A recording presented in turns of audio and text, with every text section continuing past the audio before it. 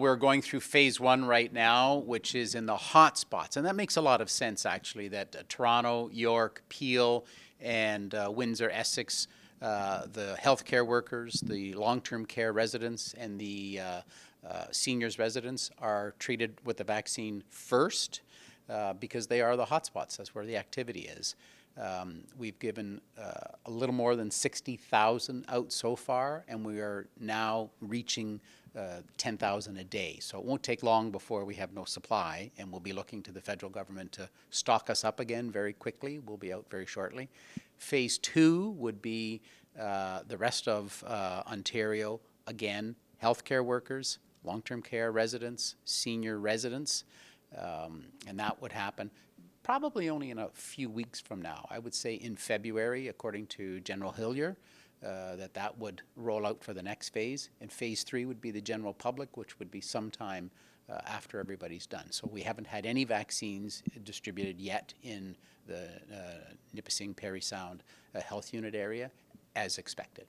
Military precision is the goal for retired General Rick Hillier, and what is the critical part of distribution of vaccine to ensure that the vaccine is mitigated as soon as possible?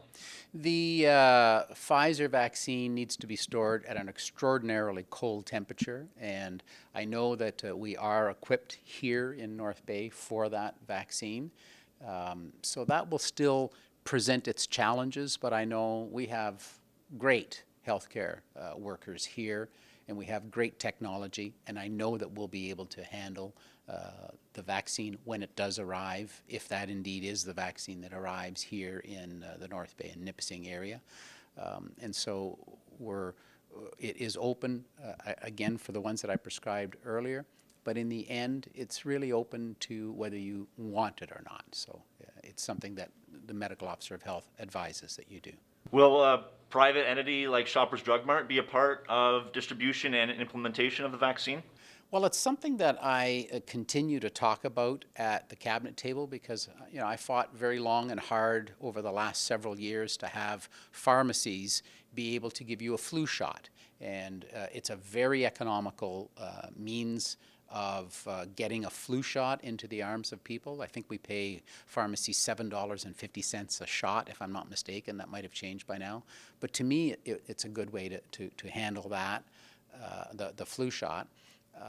Whether they can handle the vaccine or not is another question. Certainly the Pfizer, which needs to be stored at such cold temperatures, they may or may not be equipped for that, but it's something that we continue to discuss. The Premier has said always all options are open.